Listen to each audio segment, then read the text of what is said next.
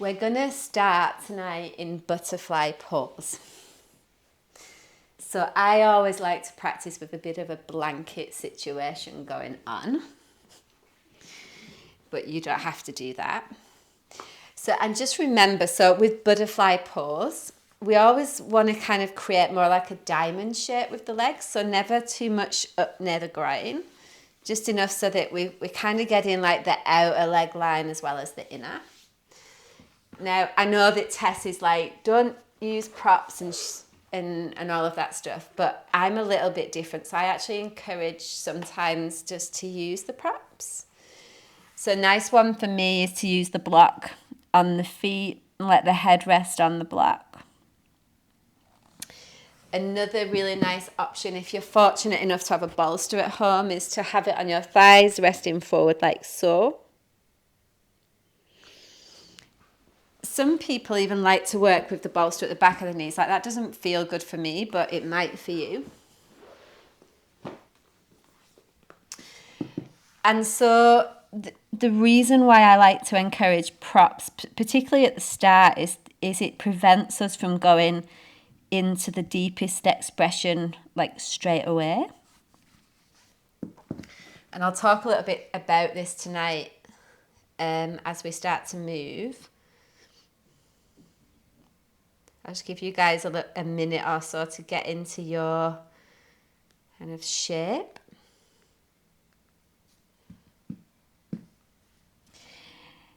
But essentially what we're doing is we're wanting to work with unraveling different layers of tension in the fascia, in the connective tissue.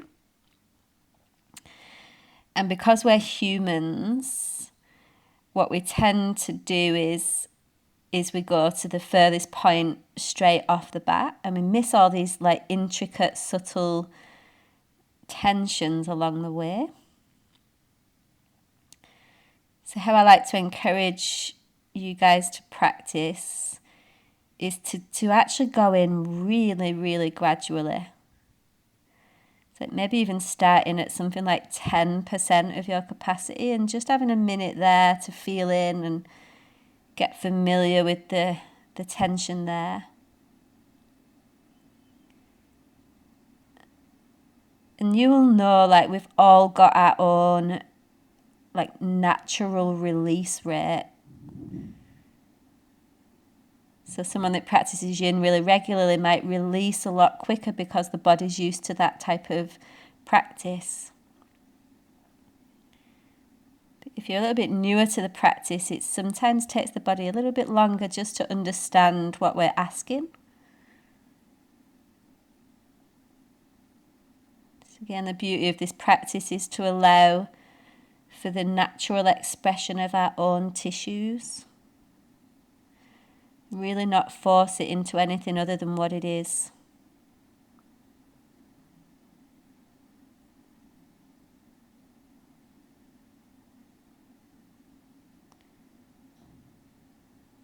And this real sort of practice of acceptance, actually, of where we're at on any given day. And just, being okay with whatever that is, whether it's where we'd like to be or not. And just absolute welcoming of all that is here today.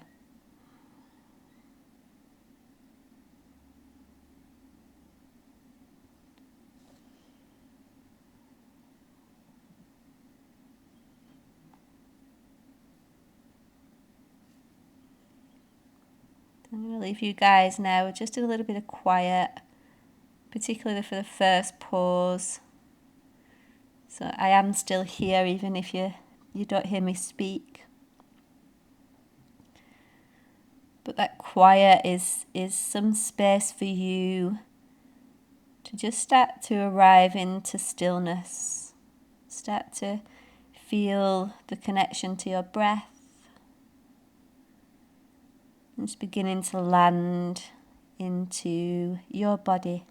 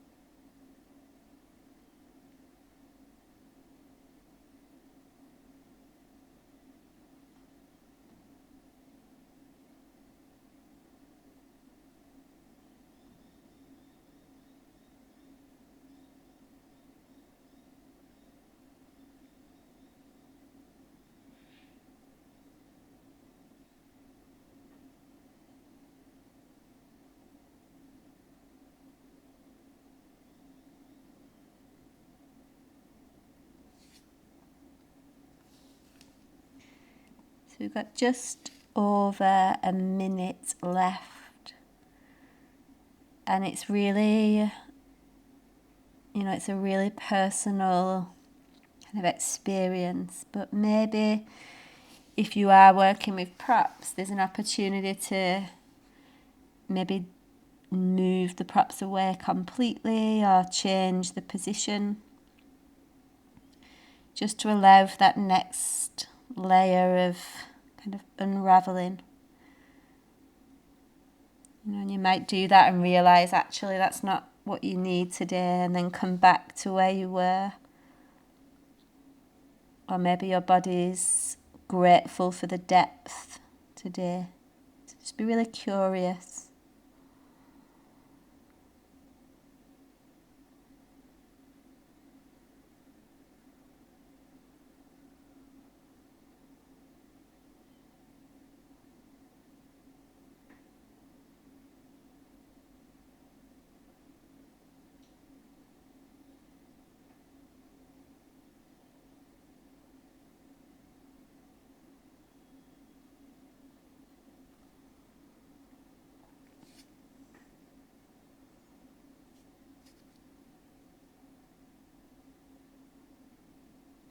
And it's as equally important to take our time as we transition.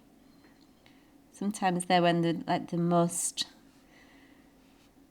the greatest insights kind of occur. So let's just start to move really slowly. See if you can feel the connection to the whole of your spine as you roll up. And moving your block to one side. We'll actually come all the way down onto our back tonight. So I just want to take a bit of time in between each pause to just let the body integrate what's changing. If coming onto your back is uncomfortable for you, you can rest also on your side. Or actually just any position where you can sit still just for the next minute or so. And start to feel for that flow of energy, perhaps up the back of your legs, your butt, your spine, the back of your neck.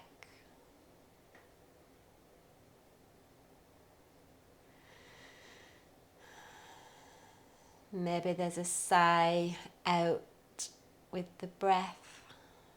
So you let your whole body relax.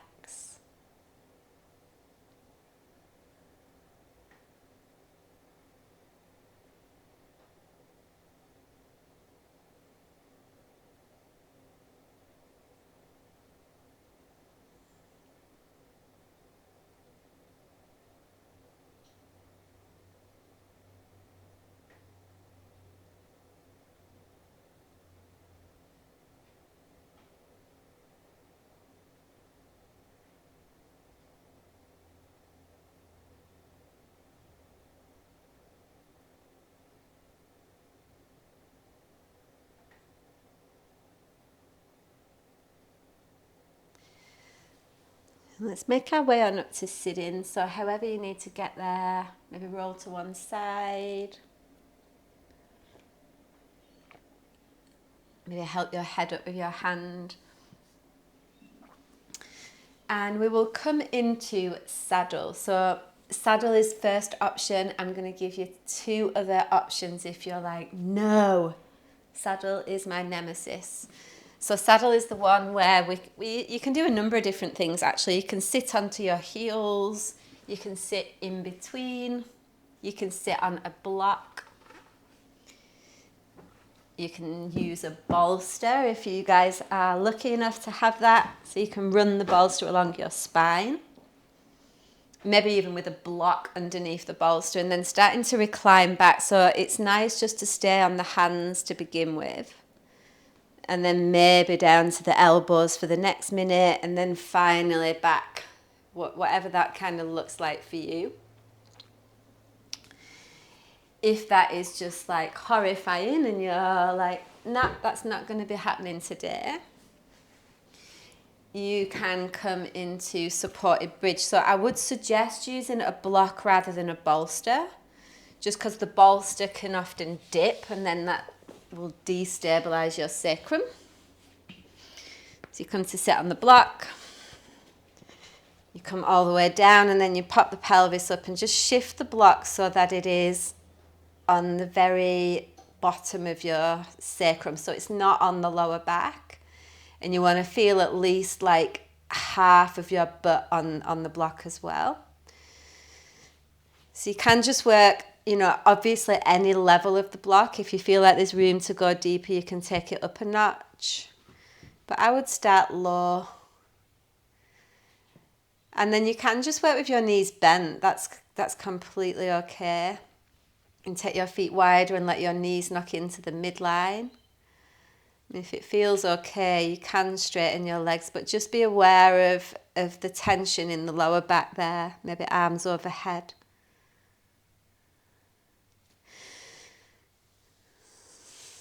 So choosing one of those. Feeling into what's available in your body. And then once you're in,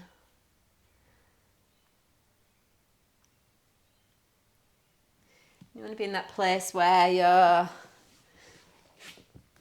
feeling challenged, but it's not like you're having to hold your breath to kind of stay there. It's just enough that it's working.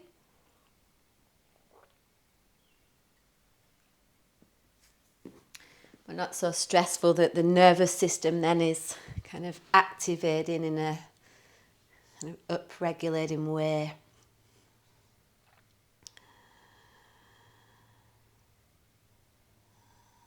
And then now we're a little bit more kind of settled and we're here.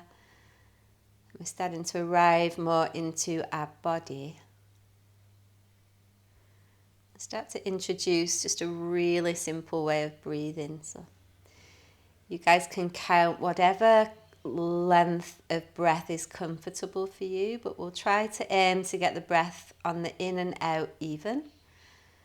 So if you breathe in for 4, you breathe out for 4, in 3, out 3, and so on. And just, aim to kind of balance the breath, and of course that kind of translates as balance in the mind and the body.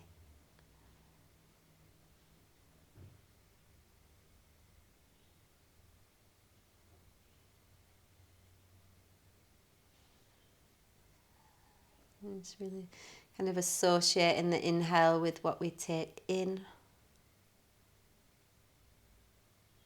and the exhales with what we let go. Things that we don't need. That's a circumstance, a situation that's occurred today.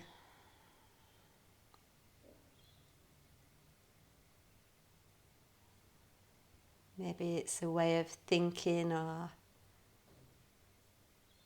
a habitual pattern that shows up in our practice. We just allow the exhale to carry that. And the inhale is a new way of being, or a new way of responding.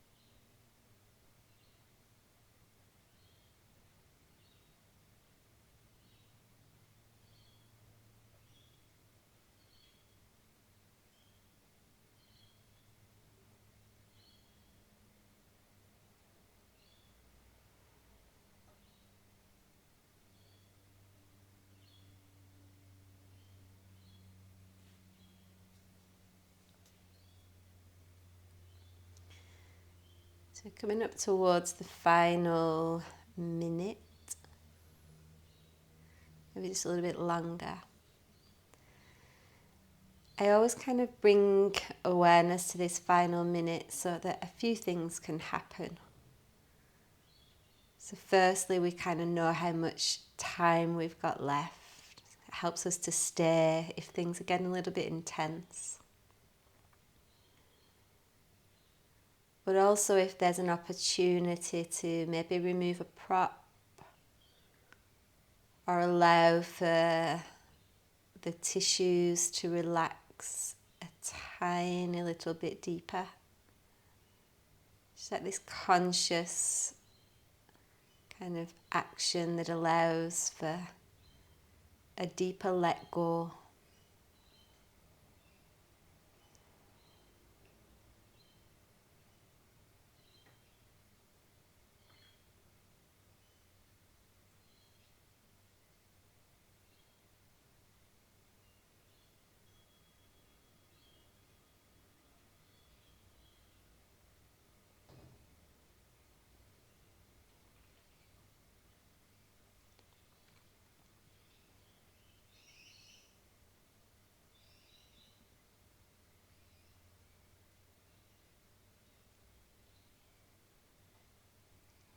And again, just that mindful that the body's been in this place for a little while. So you might start to, if you're in saddle particularly, be really, really mindful of kind of moving out in stages. If you're on the block, perhaps you pick your pelvis off the block, but maybe the knees stay bent for another breath or so. As the pelvis realigns on the floor.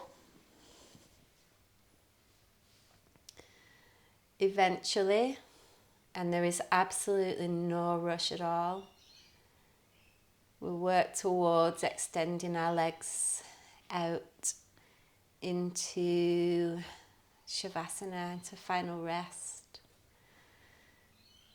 Well, not final Shavasana, but a mini one, a mini Shavasana.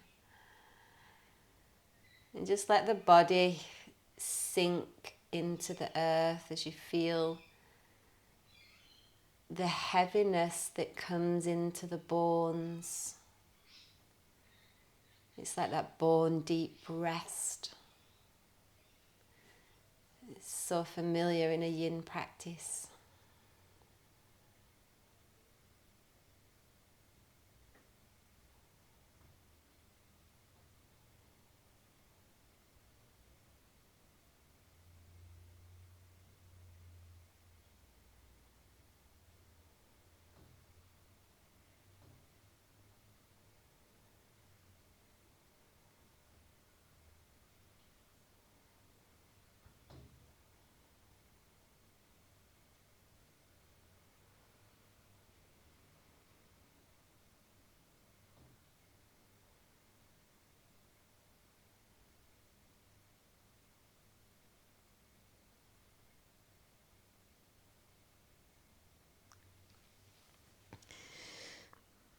We're going to make our way into child's pose, and it's more of a counter pose than anything else.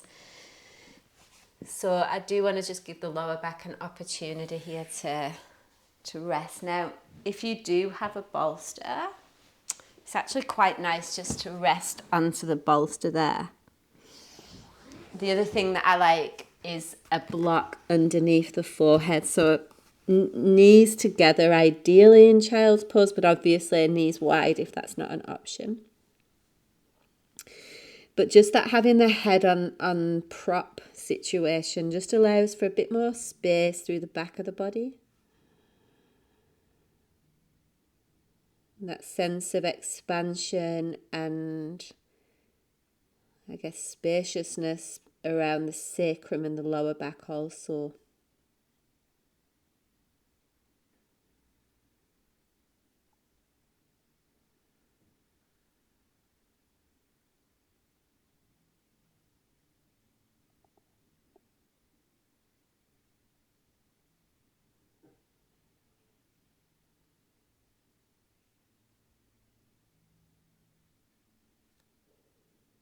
If you've got your forehead on the block particularly, it's actually quite nice just to move the head from side to side. If you're someone that looks at lots of screens throughout the day, there'll definitely be points of tension along the eyebrows there that you can actually pause on just for a few breaths and let the pressure of the block kind of assist in moving those clumps of tension. Let's release the whole of them, the tension around the skull, and the eye sockets, the brain.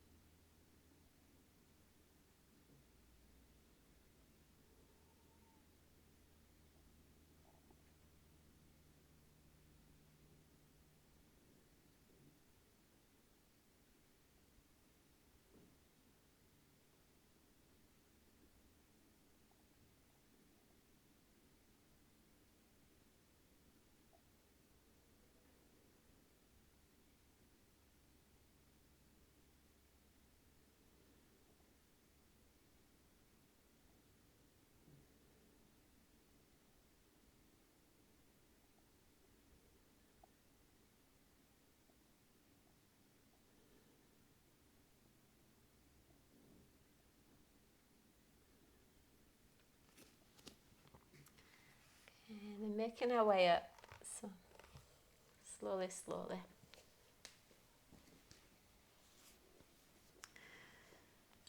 Okay.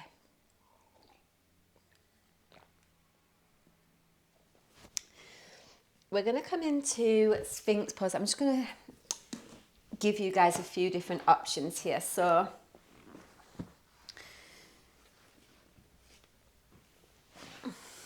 you can have the legs really wide, forearms are up on a bolster, something like so. So the wider the legs, the more space there will be in the lower back there. If that's a bit too intense, which it might be, you can also rest on the forearms. I actually like to work with the palms pressed together. So the shoulders and the elbows stacked. And then there's also the option of resting the chin in the hands there. Now, if it's not okay to put pressure on the belly at all, then you can come into what is a supported Baddha Konasana. So the bolster comes up to the lower back. Or if you don't have a bolster, maybe even, actually, I'll tell you what we'll do. Bolster or block into supported fish. So the block is underneath your shoulder blades. So this is if you can't come onto your belly. And then take your arms over like so. You can also have a block supporting your head. So again, we're still working into that kind of upper body, upper back region. And even if you can come onto your belly, but you look at this and think, actually, I probably prefer to do that, then by all means do that. And you can bring the soles of your feet together, so you let your knees out wide. It doesn't work for me, but a lot of people like that. Otherwise, you just take your legs straight.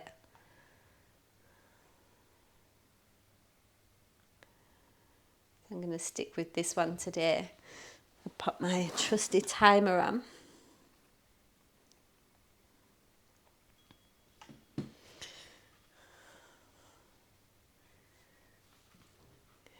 And we're just going to continue working with that 1-to-1 ratio of the breath. So don't worry if you forget to count or your mind drifts off. That's definitely going to happen at some point. But just when you notice that that's kind of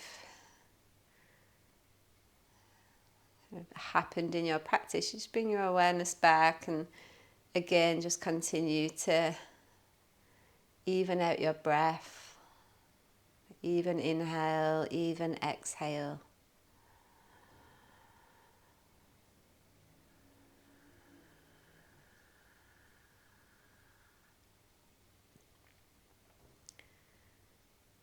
And then the way in which we breathe is directly linked to the state of our mind. And it's a lot easier to bring some level of control to the breath to impact the mind rather than trying to control the mind to impact the breath. So the breath's a gateway to stillness in the mind. The more we can slow that down and regulate, the steadier our mind becomes. It's like the thoughts become less important or less urgent.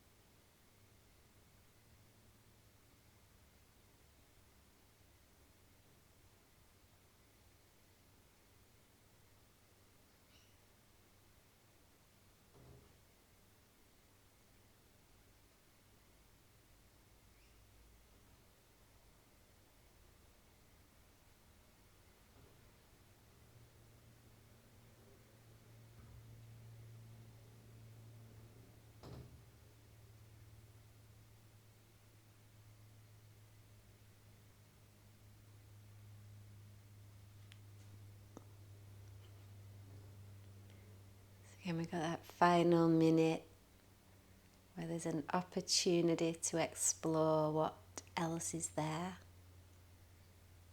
Also an opportunity to stay exactly as you are.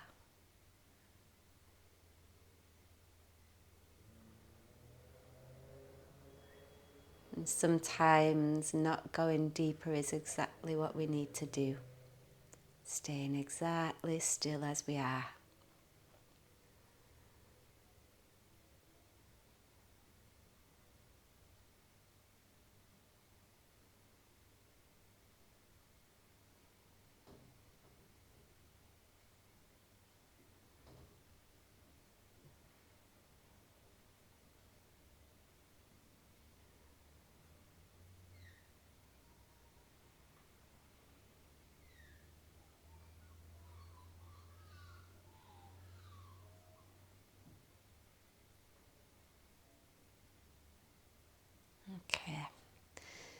So wherever you've been, whether you're in Sphinx, seal, or supported fish, start to make your way out really gradual. So Sphinx people, you guys will probably feel coming onto your belly is appropriate.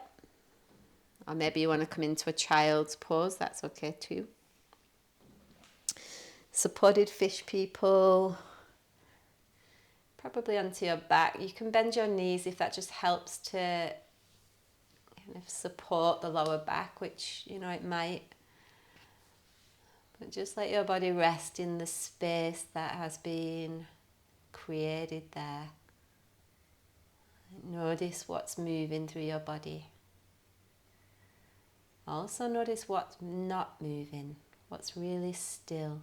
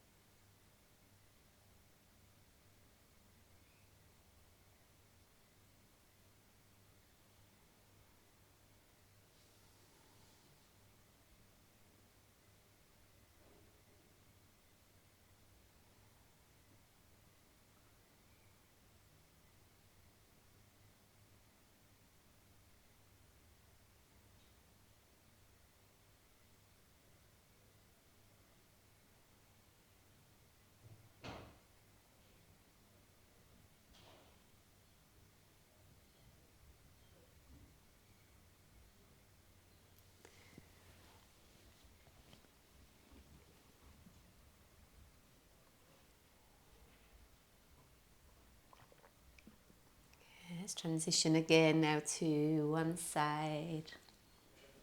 Maybe press back to child's pose, whatever works.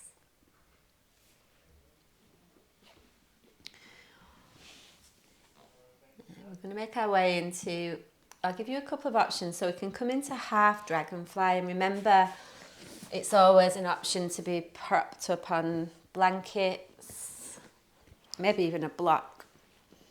So half dragonfly, we'll start with the left leg out, the right leg is in, and we're kind of folding in the direction of the left leg. So if you're lucky enough to have 2 blocks, I like to do something like that. If that's not the case, you can always just rest your arms, palms upward facing, and let the body naturally hang there. Sometimes even propping up the head like that is useful too, just for the first minute or so.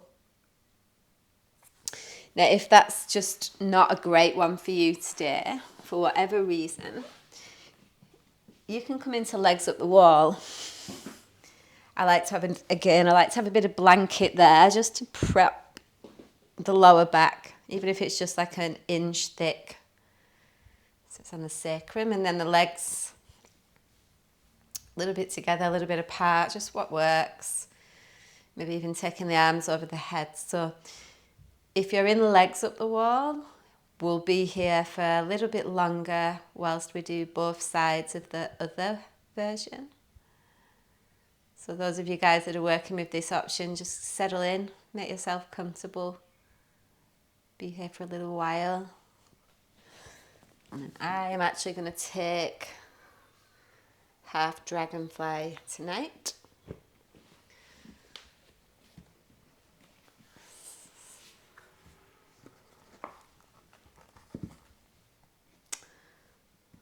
Okay.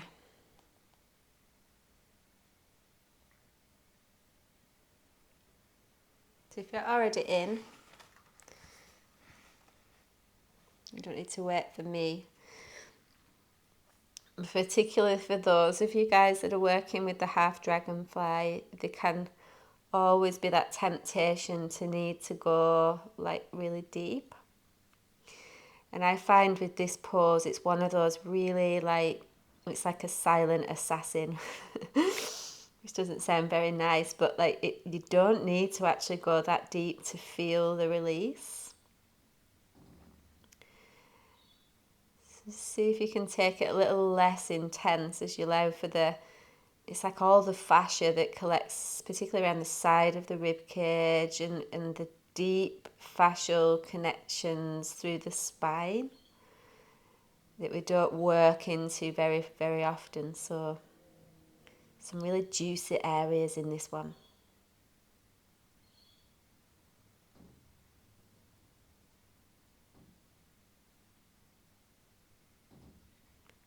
Again, just allowing for that connection, that mind breath connection as you still the mind intentionally by stilling and steadying the breath.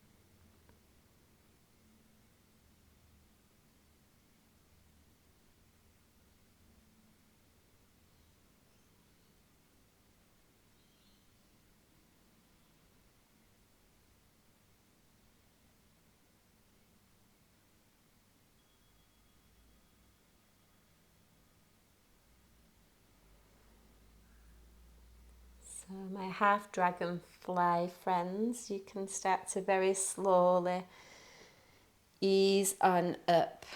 If you've got your legs on the wall, staying as you are if that's still okay.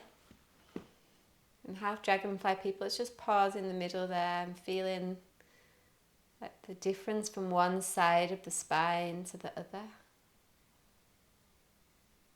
So you notice a lot more space on the right side there.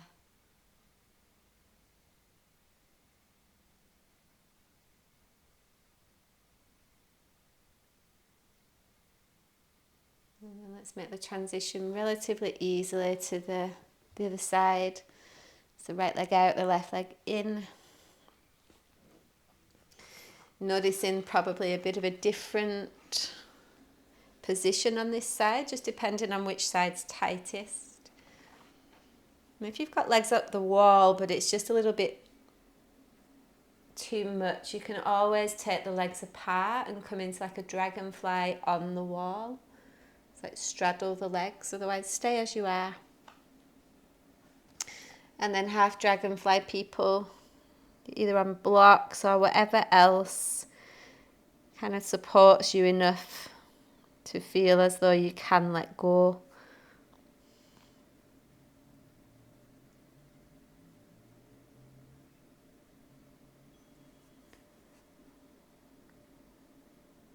And it's usually by this point in the practice now that our nervous system's got the message, like we're here to rest and heal, repair. You start to feel as though it's just a little bit more naturally like accessible to go deeper. There's not as much effort. We're talking in yoga about this effortless effort.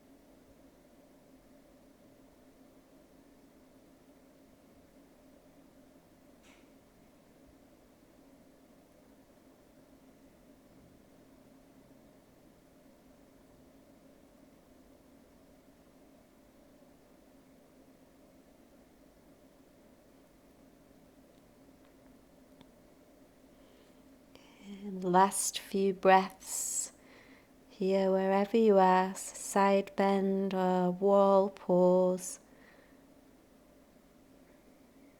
Just kind of allow yourself to fall into the support of your bones, like this deep let go.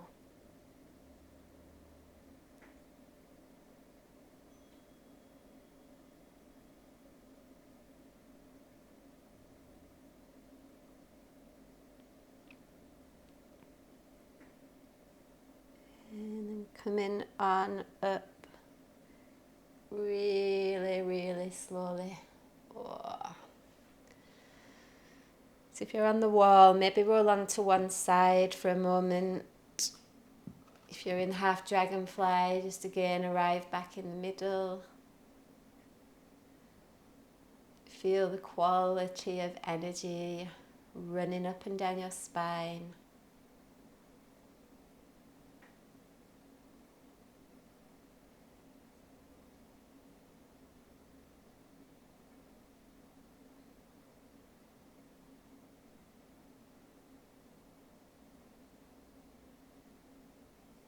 And then we'll finish. Final pause before Shavasana. We'll come into caterpillar pose. So one of my favourite ways to do this is to have a bolster at the back of the knees. If you don't have that, that's totally fine. You might want to work with the legs wider. You might want to work with the legs closer together. You can also have a block support in there so that the forward fold's actually really gentle. The other option is to take the bolster away. Maybe even stack, if you have two blocks, a couple of blocks there for the forehead, and allowing the arms just to rest easy. It's nothing too intense.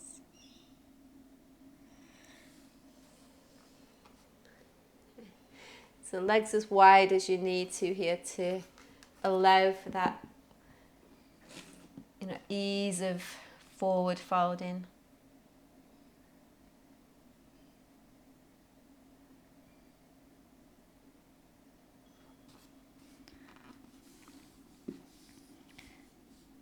And then we'll add in for this final pose just a little bit of a different focus on the breath to allow for a deeper down regulation of our nervous system.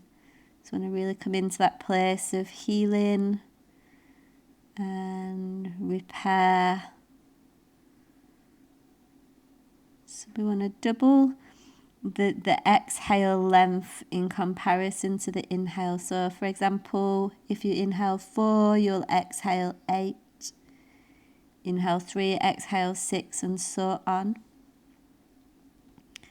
So let you guys count that for yourselves, but together we'll just take a breath in and a full breath out. And then use this as almost like a breathing meditation as we count the breath in and out over and over. There's no rush, no strain, just the focus on lengthening the exhale.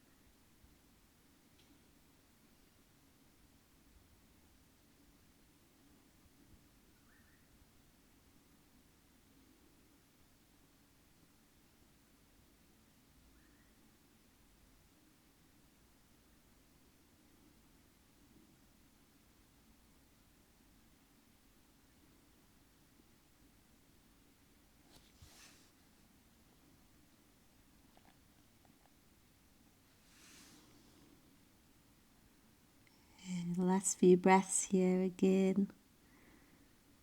You just feel into what else is there for you to move into.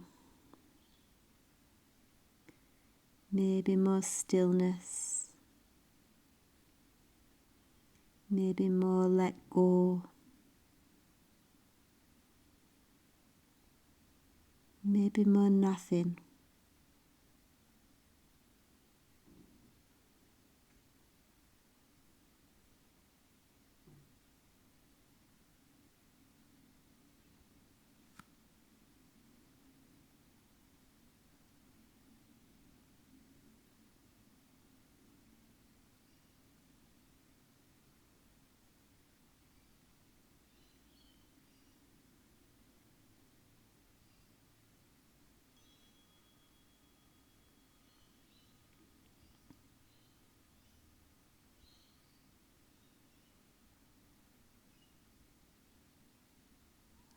And start to take your time again to slowly roll up. So feel each vertebrae of your spine as you move. Maybe even a moment just to pause with the spine upright.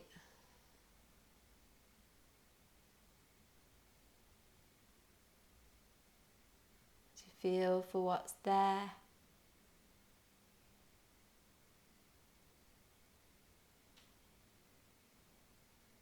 And from there we'll come to final rest. So you can take regular Shavasana. A really beautiful option is to rest on the side with the bolster in between the legs. Just make sure that your ankle is also on the bolster. So your ankles and your knees. Maybe a block under your head. The other alternative that I like, if you do happen to have a couple of blocks, is to prop yourself like so. 2 blocks there. Nice reclined position for your body, which I think I will take. And really any other position for you that you know that you can completely relax into. That's what this is about now. Let's take the next breath or 2 to rearrange your body. Maybe cover your eyes. And just allow the practice of Shavasana to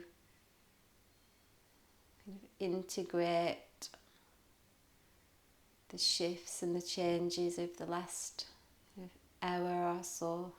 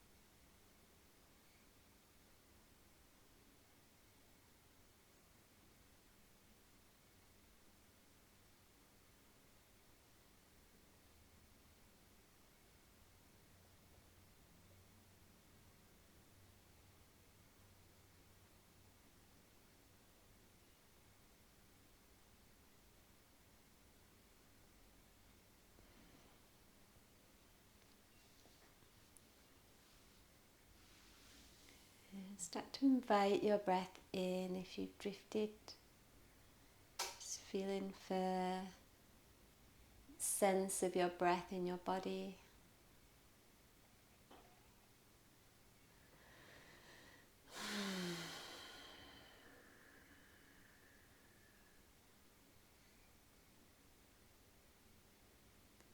Starting to bring a bit of movement into the fingers and the toes.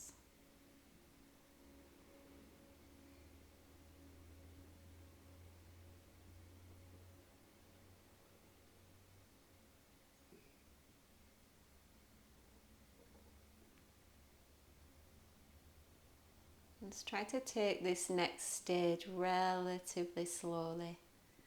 So however you want to ease over to one side maybe, or maybe take a full body stretch.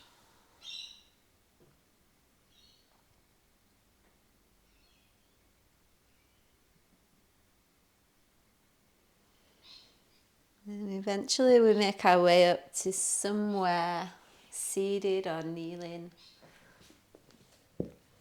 Just allow the hands to rest either on the thighs or the knees.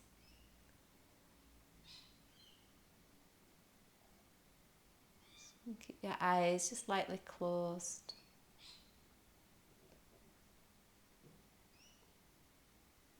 You just notice what you notice here in this space, what's changed, what's still very much the same.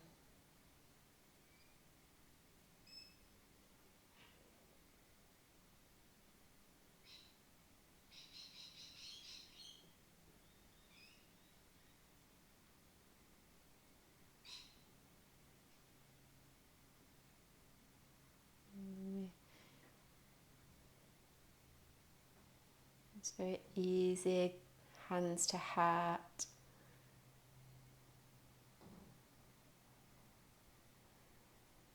An expression of gratitude to this practice and all that it brings for us physically, mentally, emotionally and spiritually. So take a deep breath in together and complete together. Namaste.